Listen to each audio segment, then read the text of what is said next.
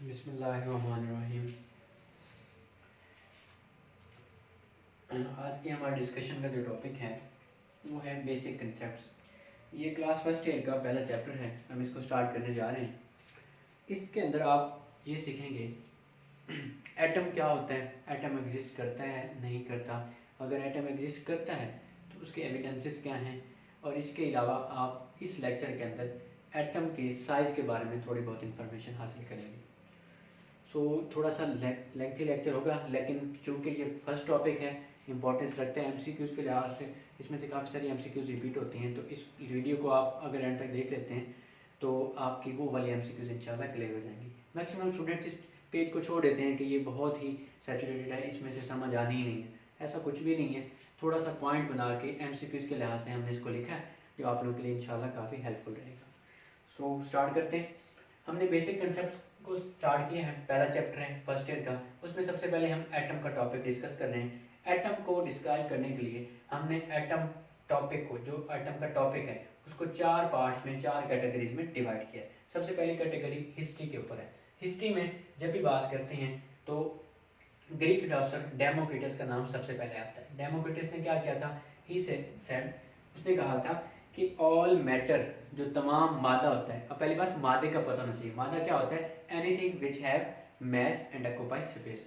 हर वो चीज़ जिसका कुछ ना कुछ वजन हो और वो कोई ना कोई जगह घेरे, उसे आप मादा कहते हैं। जैसे ये बोर्ड मार्कर है, अब इसका कुछ ना कुछ वजन है और इसको अगर मैं किसी जगह पे रखता हूँ, प्लेस करता हूँ, तो ये जगह भी घेरेगी, तो इसे आप मैटर कह सकते हैं। तो डेमोक्रिटस ने क्या कहा? डेमोक्रिटस ने कहा कि all matter is composed of small indivisible particles which are known as atoms according to the Greek philosopher Democritus। Democritus ने क्या कहा, मैं अगेन रिपीट कर देता हूँ कि तमाम मादा जो होता है छोटे छोटे नाकाबिल तकसीम ज़रूर से मिलकर बना होता है, जिनको इसने नाम दिया एटमोस का।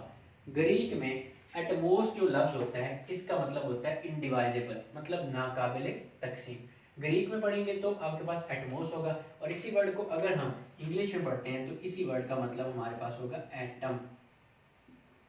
It mean concept of atom was introduced, originated by Democritus. सबसे पहले तस्वुर देने वाला डेमोक्रिटस था। ये ऑब्जेक्टिव भी आ सकती है कि एटम का सबसे पहले तस्वुर किसने पेश किया, तो that was he was Democritus. दूसरी बात करते हैं, दूसरा साइंटिस्ट हमारे पास है John Dalton. He was a school teacher, English school teacher. In 1808, he proposed his theory, which is named as, which is introduced as atomic theory. Atom के मुतालिक ये थ्योरी थी, और इसकी बेस इसने किस बेस पे पेश की? इसने एक तो ग्रीक फिलोसोफर डेमोक्रिटस ने जो डेफिनेशन पेश की थी, या जो कंसेप्ट एटम का दिया था, उसको सहारा बनाया, और दूसरा इसने law of conservation of matter का सहारा लिया। इसको स्टडी करते हुए, इसको साबित करने के लिए इसने अपनी एटॉमिक थ्योरी पेश की। इसकी थ्योरी के कुछ पॉइंट्स हैं हमारे पास। सबसे पहला यह है कि atom is smallest particle of matter. Democritus क्या कह रहे हैं? All matter is composed of the small particle और स्मॉलेस्ट पार्टिकल्स, उसे एटमॉस कह रहा है वो।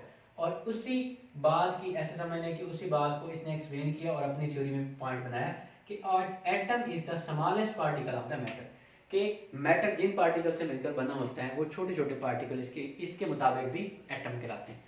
दूसरा पॉइंट इसका कि atoms of an element are identical. एक एलिमेंट के जो एटम होते हैं, उसके अंदर जो एटम पाए जाते हैं वो एक जैसे होते हैं। आइडेंटिकल मतलब सेम, जिनकी प्रॉपर्टीज सेम, जैसे आपके पास आइसोमर्स होते हैं। और तीसरा पॉइंट इसका, chemical reaction takes place due to the rearrangement of the atom. एक केमिकल रिएक्शन तब प्रोसीड होता है जब उसके अंदर पाए जाने वाले एटम्स के दरमियान रीअरेंजमेंट होती है और कोई नई चीज़ बन जाती है। फॉर एग्जांपल ये एक रिएक्शन देखें, यहाँ पे ये दोनों रिएक्टेंट है और ये प्रोडक्ट है। यहाँ पे सिल्वर जो है AgCl की शक्ल में, सिल्वर क्लोराइड की शक्ल में, यहाँ पे हमने Ag के साथ डिस्प्लेसमेंट करवाई, रीअरेंजमेंट करवाई किसकी? NO3 की, और NO3 को अटैच कर दिया। अब आपके पास Ag सिल्वर क्लोराइड नहीं बल्कि सिल्वर नाइट्रेट की शक्ल में, और यहाँ पे सोडियम नाइट्रेट नहीं, यहाँ पे सोडियम नाइट्रेट था, और इसकी हमने डिस्प्लेसमेंट जब करवाई, रीअरेंजमेंट करवाई, तो ये बन गया सोडियम क्लोराइड। हमने सिंपल वे में इनकी रीअरेंजमेंट करवाई, इनकी रीअरेंजमेंट से यहाँ पे एक केमिकल रिएक्शन वजूद में आ गया। ये तीन पॉइंट्स थे आपके पास जॉन डाल्टन की एटॉमिक थ्योरी के। अब यहाँ से आप जो है ना एटम की डेफिनेशन भी कर सकते हैं, वो करते हैं हम। उससे पहले एक साइंटिस्ट का और नाम है। अब ये वो वाला पहला साइंटिस्ट था जॉन डाल्टन। हालांकि इसने ये पहला पॉइंट जो है, जो इसकी थ्योरी का बेस थी, वो इसने ग्रीक फिलोसफर से मतलब उससे अखज़ किया था।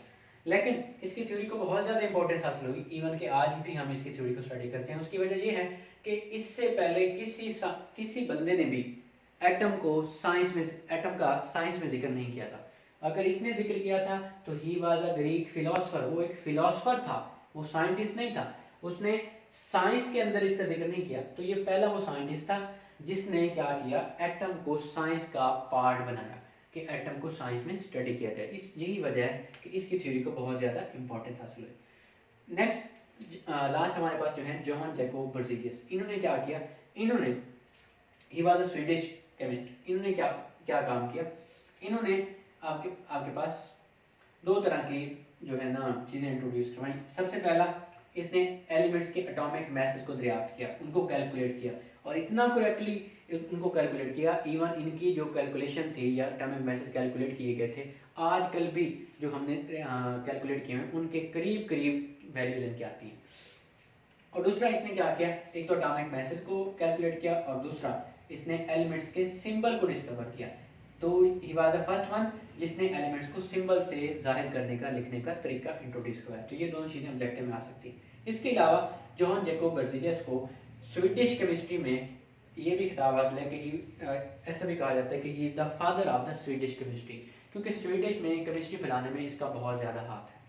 और अगर हम बात करें एंशियंट केमिस्ट्री की, तो वहाँ पे हम कैसे बोल सकते हैं, जाबिर बिन हयान, ये वो पहले साइंटिस्ट थे जिन्होंने एंशियंट केमिस्ट्री में अपना नाम, हम मुसलमानों का नाम रोशन किया।